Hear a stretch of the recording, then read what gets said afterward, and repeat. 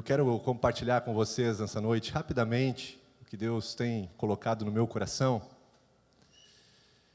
E eu sinto de Deus de dizer para você que enquanto eu compartilho essa palavra, e essa palavra vem de fato do coração de Deus, ela é espírito e vida. Enquanto eu compartilho essa palavra, eu quero te dizer que esse Deus que é amor, Ele vai estar já ministrando. Ele vai estar falando ao teu coração, Ele vai estar curando o teu coração em muitas coisas. Por isso, fica à vontade. Amém? Eu quero compartilhar algo que está lá no profeta Oséias, no capítulo 4, no verso 6.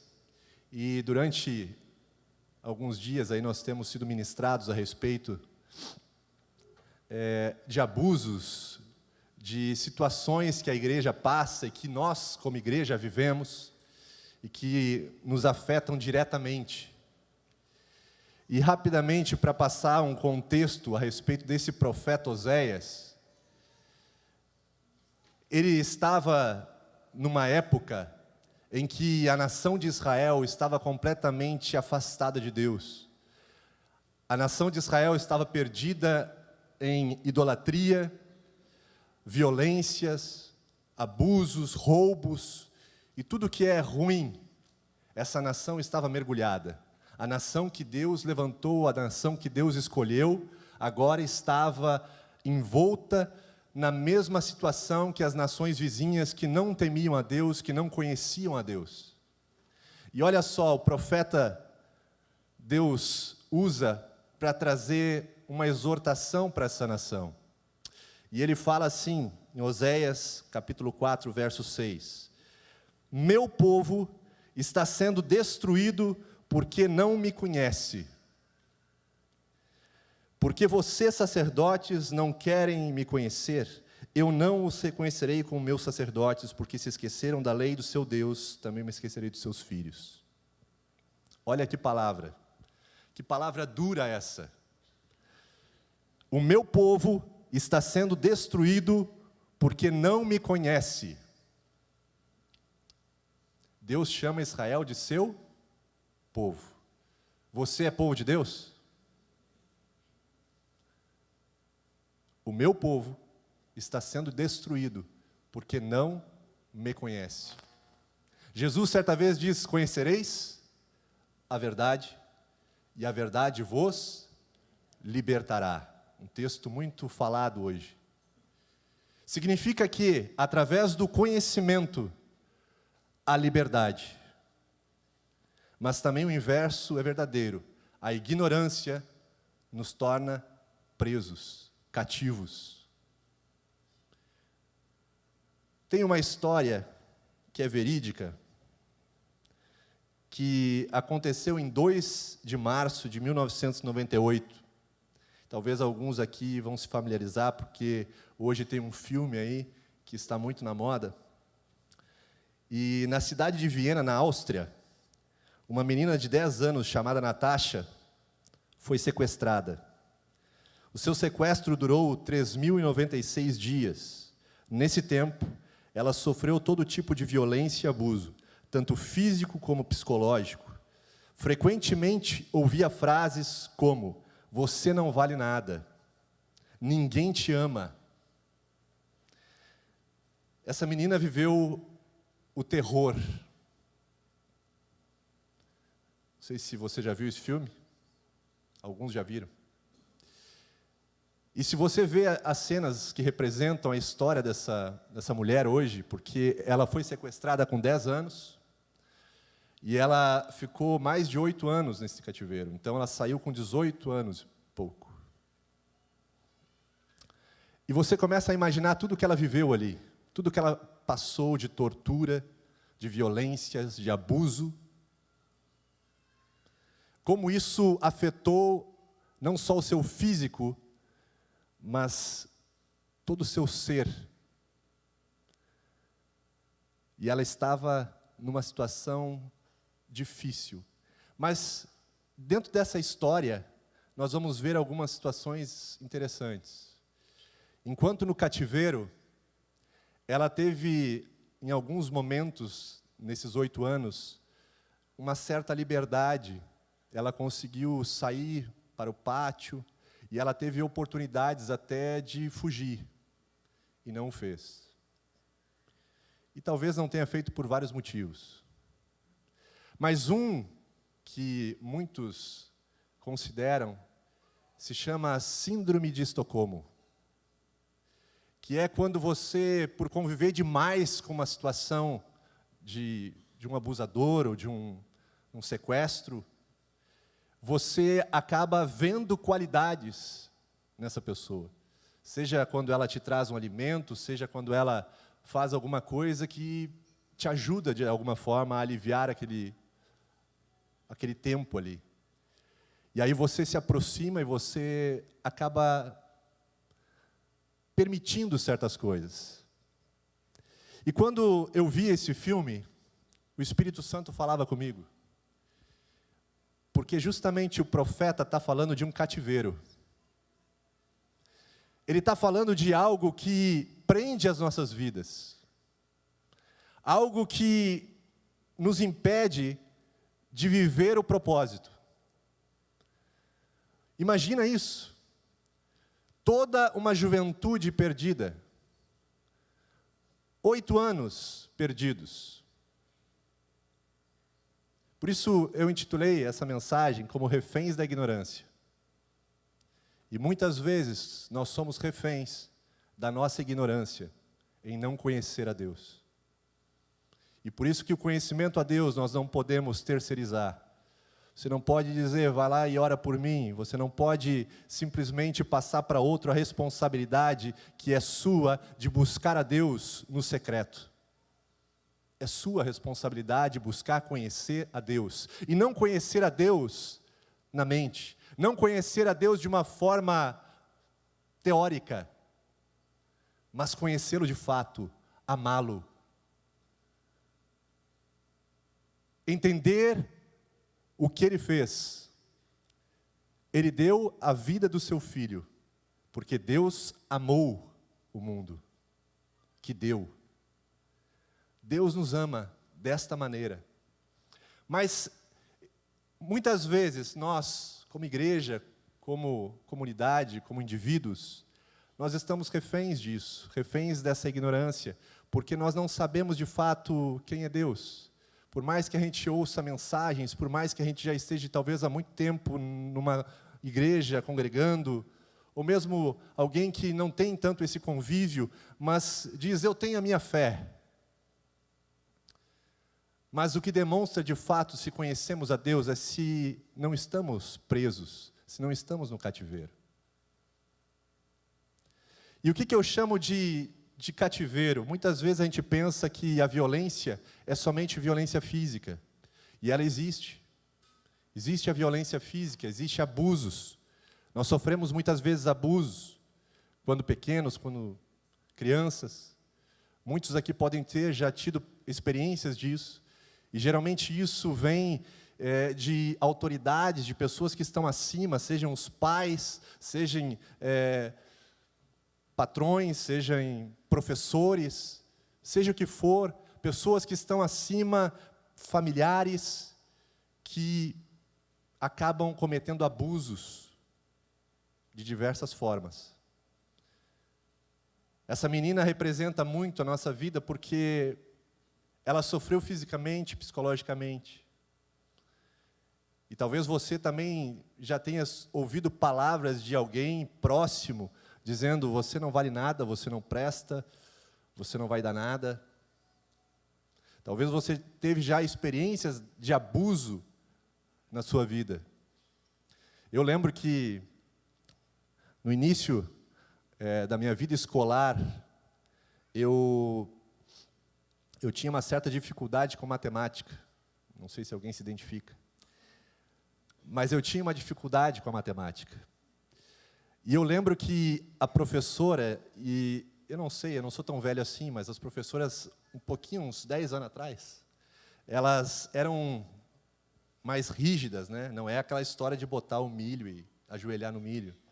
Mas eu peguei umas professoras meio complicadas. E eu lembro que a professora, ela chamava todo mundo para frente para escrever no quadro, né, as questões, responder lá. E como eu tinha dificuldade, eu ia para o quadro e eu ficava lá. Né? E os caras passavam, né, passava a turma, né, ia respondendo, e eu ficava. E sem saber, aquilo foi gerando em mim uma certa retração. E eu fui me retraindo de tal forma que eu não conseguia mais me comunicar na frente de muitas pessoas. Olha o que Deus faz.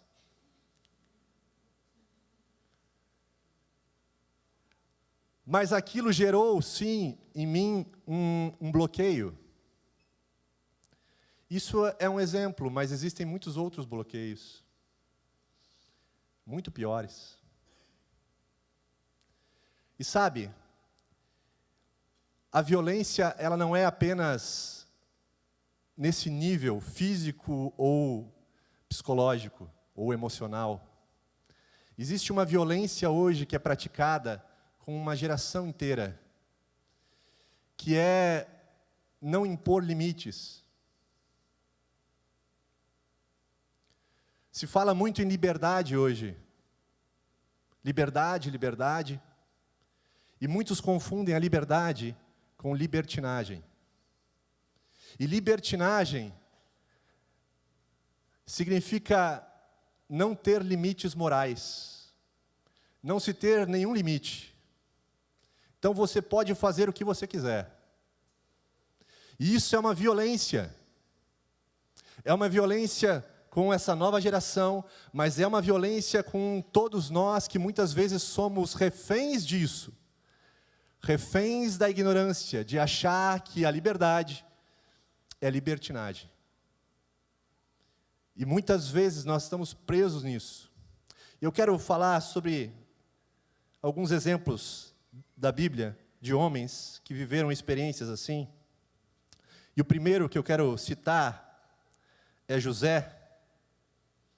E o exemplo de vida de José é bem interessante, porque ele com 17 anos foi lançado pelos irmãos num poço. E eles tinham um certo ciúme de José, porque ele era o queridinho do pai. E eles lançaram ele num poço e logo depois venderam ele como escravo. E ele foi para o Egito. E lá no Egito ele trabalhou, ele se esforçou, ao ponto dele trabalhar na casa de Potifar, de um homem influente da guarda, um homem poderoso lá.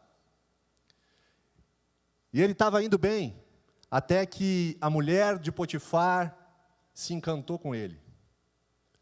E ela levantou um falso testemunho sobre ele, que ele queria abusar dela. Por essa mentira, e é uma mentira que hoje nós vemos também, que muitos, né, têm passado por essa experiência. Esse jovem foi lançado na prisão. E lá na prisão, ele ficou 2 anos. Mas olha só, enquanto ele estava preso, o copeiro e o padeiro do rei foram presos lá com ele. E quando eles estavam juntos lá, eles tiveram um sonho, o copeiro e o padeiro. E José interpretou o sonho deles. José era um cara que tinha um dom. Ele interpretava sonhos, mas ele também tinha sonhos. E os sonhos que ele teve antes lá com a sua família era que os irmãos e o pai dele iam se prostrar diante dele. E por isso que eles se revoltavam com ele. E quando ele interpreta o sonho do copeiro e do padeiro, e ele diz, olha, ele diz para o copeiro, em 3 dias você vai ser livre, e ele diz para o padeiro, em 3 dias você vai ser morto. E se cumpre o que ele fala. E aí ele fala para o copeiro, olha, quando você sair, se lembra de mim, fala de mim, para o faraó. Só que o copeiro sai e esquece. Esqueceu, por 2 anos. E eu fico pensando que tudo isso, quando conhecemos a Deus, há um propósito. Porque pensa, se ele tivesse falado, logo que ele saiu da cadeia, e tivesse, Faraó, tem um cara lá que revela sonho, ele falou o meu sonho e se concretizou. O Faraó, tá, beleza. E passou. Mas, no devido tempo, no tempo certo, lá quando o Faraó teve um sonho, ele sonhou com 7 vacas gordas e com 7 vacas magras, e aí o copeiro lembrou. Lá na cadeia tinha um cara que revelava sonho. E aí mandaram chamar José, e José veio e se apresentou, e aí então tudo aconteceu. Adiantando a história, José se torna o segundo mais poderoso no Egito. E aí, depois de mais um tanto de anos, vem o tempo das vacas magras, vem o tempo da escassez, da fome na terra.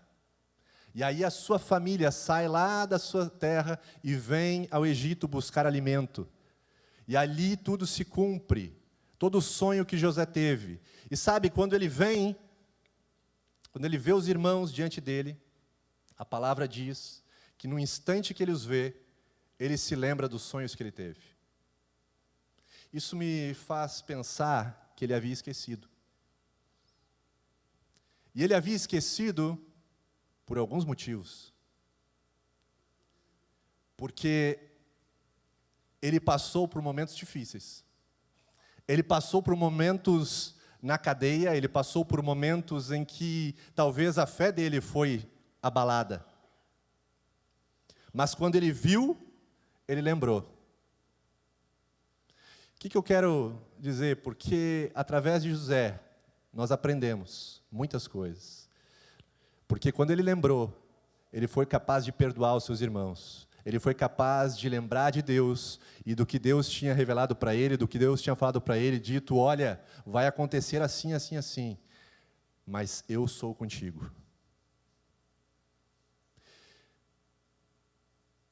Sabe, às vezes, as circunstâncias nos levam para longe, mas às vezes, pelas circunstâncias que nós vivemos, nós decidimos ir para longe.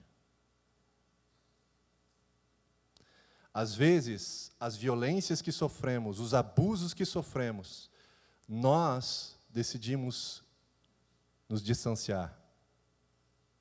Talvez eu esteja falando para pessoas aqui que vieram de lugares distantes. Talvez você que acompanha pela internet, você está em outro lugar que não é a sua terra, e você está aí porque você fugiu de algo que você estava vivendo.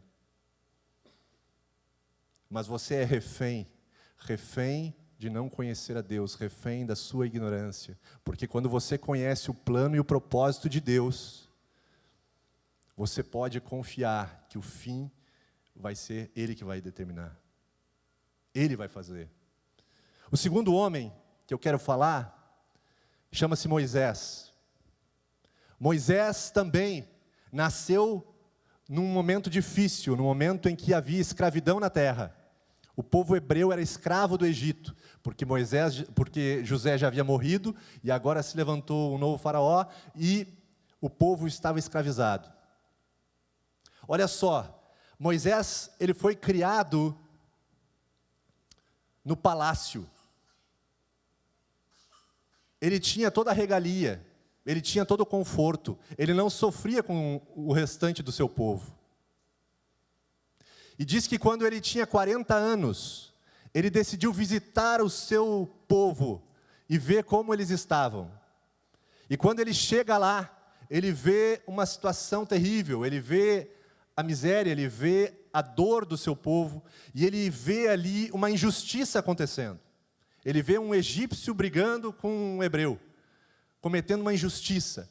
E ali ele intervém, e ele mata o egípcio e enterra o seu corpo. E então, ele fica com medo dessa situação, que iriam descobrir isso, e ele foge. E ele vai agora cuidar de ovelhas. Ele vai pastorear ovelhas. no deserto. Ele está cuidando de ovelhas. E ele fica lá por 40 anos. 40 anos ele fica naquela função.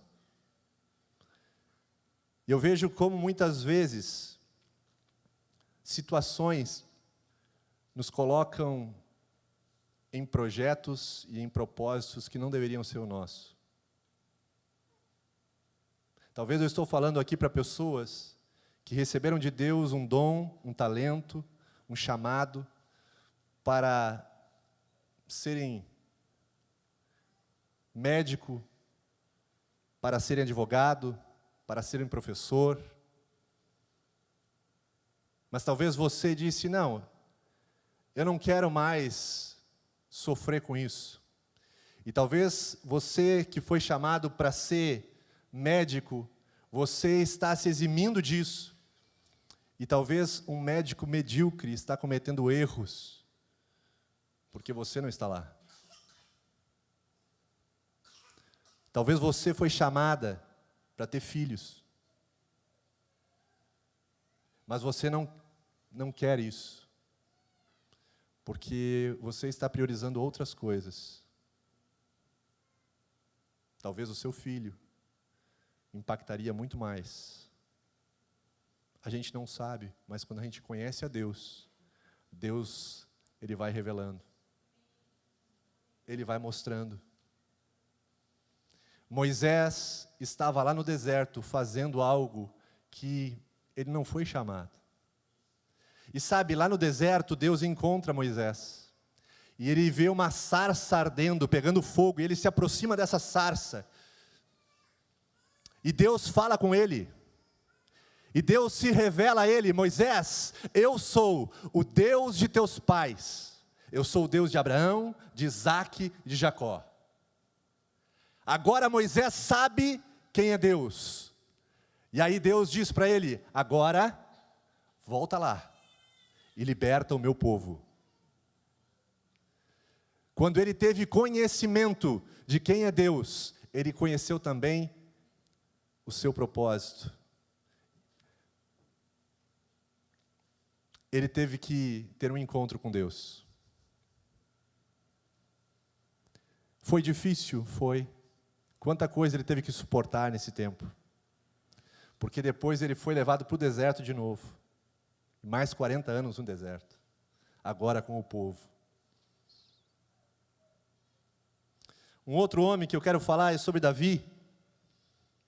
E Davi, ele é um cara que chama a nossa atenção por ser impetuoso, por ser um cara, valente, corajoso.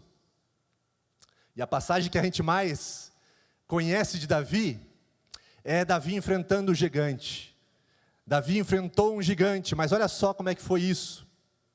Ele chega naquele lugar, havia um gigante ali, afrontando o exército de Israel, chamando para a briga por 40 dias, chamando alguém para lutar com ele, e ninguém tinha coragem.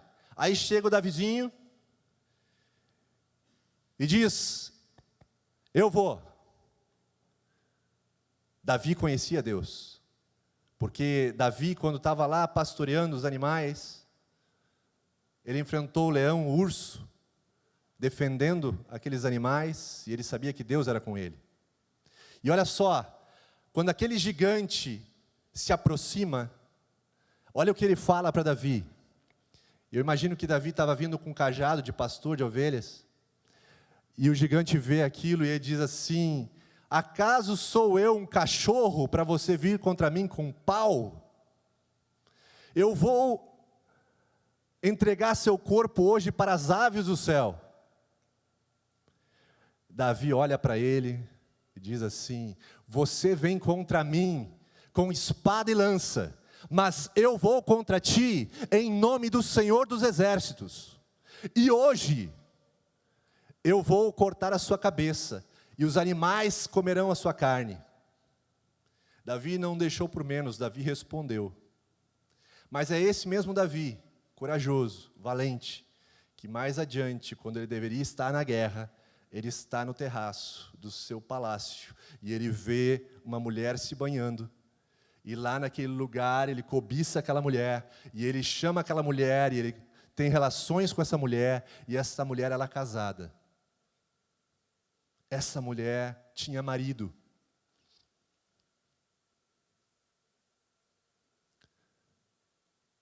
E aí você imagina toda a situação que se criou, porque aí ele tentou com as suas forças arrumar essa situação, corrigir essa situação, e ele chama então o soldado, o marido da mulher que está na guerra, ele diz, chama ele lá para que ele durma com a sua mulher, e que, como ela está grávida, então, pareça que é dele esse filho. Só que não deu certo. E aí, um profeta Natã confronta Davi e diz, olha, um pastor de ovelha, ele tem uma ovelhinha, e aí chega um outro e toma essa ovelha, ele tem muitas ovelhas, mas ele toma essa e faz um banquete para os seus amigos. Como você acha que deve ser tratado esse homem? E aí Davi se enfurece e diz, ele deve morrer, porque é abominável isso. E aí Natã diz, esse é você é esse cara, você que está fazendo isso. Davi, então, reconhece que pecou contra Deus, e ele se humilha e se arrepende. E Deus começa a agir. A gente vai ver que durante toda a história de Davi, ele teve que lutar com situações familiares, com problemas familiares, por decisões erradas que ele tomou. Decisões baseadas na ignorância ou do momento. E nessa noite, eu creio que muitos aqui têm decisões também na sua vida. Tem situações em que precisam conhecer a Deus, apresentar a Deus situações. Deus, isso aqui não está certo. Não é assim.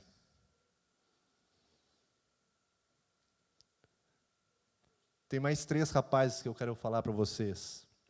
Esses rapazes estavam vivendo também numa situação de escravidão.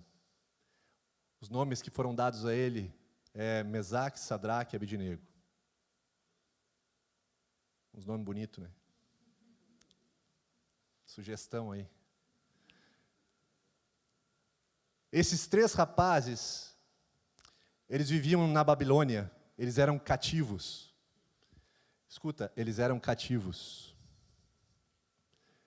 Eles estavam em cativeiro. Mas, olha só, o rei Nabucodonosor, também é um nome bonito, construiu uma estátua de 27 metros de altura e chamou todo o seu reino para virem adorar essa estátua, esse ídolo que ele criou. E diz, olha, todos devem vir, e quando a música tocar, todos devem se prostrar e se humilhar e adorar essa estátua que eu levantei. E esses 3 jovens se recusaram a fazer isso. E eles foram então chamados à presença do rei, e o rei de novo disse, olha, se vocês não se prostrarem, se vocês não se humilharem, vocês vão ser lançados na fornalha de fogo.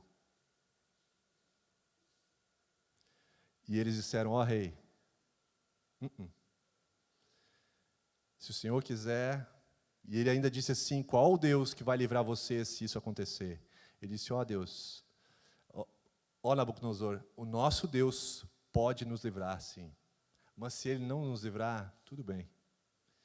E aí diz que o rei enfurecido, ele chama os homens mais fortes, amarra eles e lança eles na fornalha. Manda a fornalha aquecer 7 vezes ainda e lança eles nessa fornalha. Ao ponto desses homens morrerem ao se aproximarem.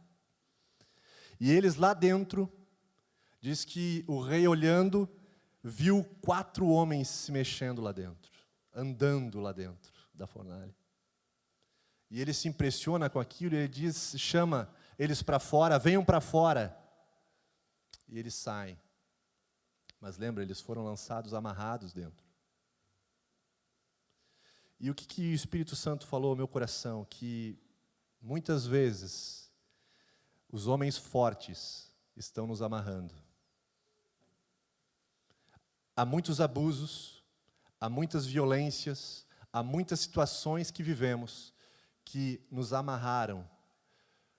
E muitas vezes, como aquela menina, ela viveu num cativeiro e ela teve oportunidade de sair desse cativeiro, mas talvez por uma síndrome, ela acabou se acostumando com a situação. Muitos aqui também estão acostumados a viver em uma situação. Se acostumaram com a dor, ou se acostumaram com a distância, se acostumaram com viver de uma forma que suportam a dor. Talvez um remédio ajude a dormir à noite, porque estão presos num cativeiro por violências sofridas, por achar que a libertinagem é liberdade. Vivem de uma forma sem conhecer a Deus. E isso aprisiona, prende. Mas quando aqueles jovens saem, a única coisa que queimou neles foram as cordas que os prendiam. Isso mostra que Deus pode romper toda a amarra, toda a situação da nossa vida, todo o cativeiro que nos prende, todo o trauma, toda a tristeza, toda a angústia da nossa vida. Deus remove.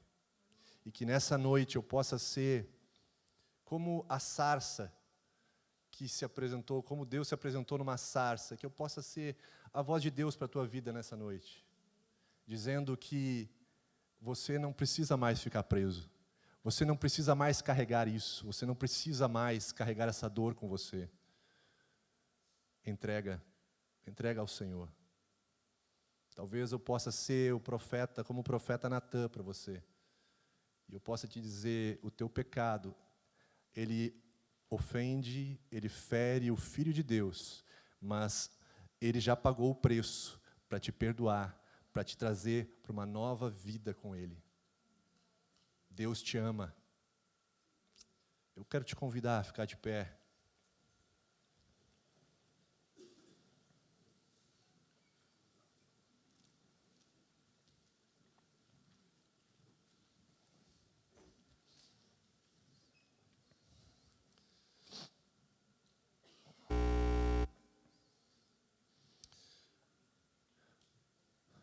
No livro de Daniel, no capítulo 3, há uma palavra profética ali sobre os últimos dias. Sobre os últimos dias. E nessa palavra fala sobre a abominação, sobre a corrupção do mundo, fala sobre tudo aquilo que vai se levantar em forma de Deus, mas não sendo Deus, para corromper as pessoas. E aí Deus fala ali, e ele diz assim, o povo que conhece o seu Deus se tornará forte e fará proezas.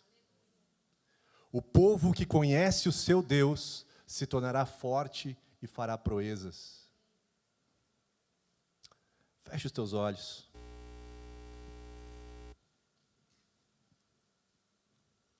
Que o Espírito Santo tem falado ao teu coração nessa noite. É para o bem. É para o teu bem.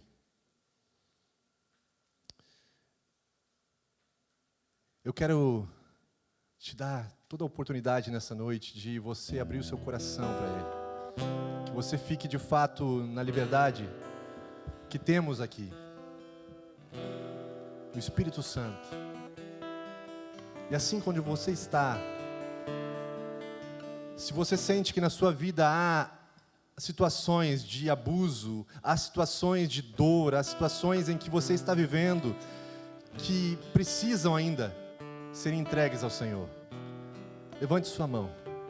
Como um sinal, diga, Senhor, eu estou aqui, eu preciso. Eu preciso. Aleluia. Deus está neste lugar. O Espírito Santo está neste lugar. O Senhor quer te curar nessa noite. Aleluia. Aleluia. Aleluia. Senhor, ministra neste lugar. Ministra neste ambiente, Senhor, tua presença, tua cura. Tu sabes, Senhor, o que cada um tem vivido, o que cada um tem passado. O Senhor te vê.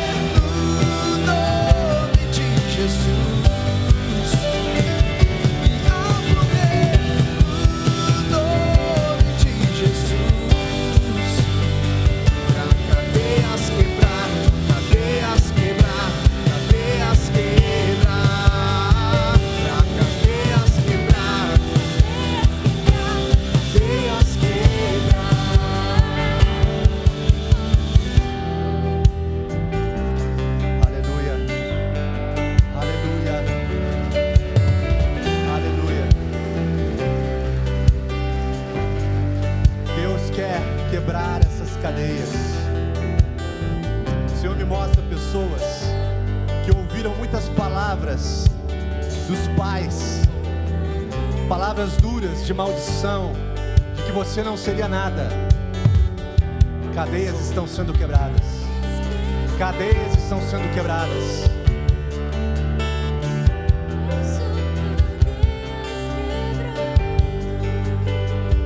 Há situações na tua vida que você enterrou, e por enterrar você carrega um peso. Há dores no seu corpo, o seu corpo reflete isso. Mas nessa noite cadeias estão sendo quebradas. Você é livre.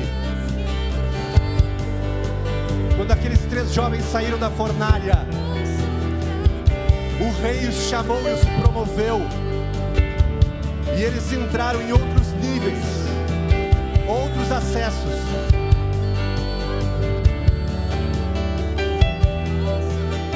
Quando as cadeias quebram, você fica livre para ir aonde você deve ir. Se você sentir de sair do seu lugar agora e vir aqui à frente, faça isso. Faça isso por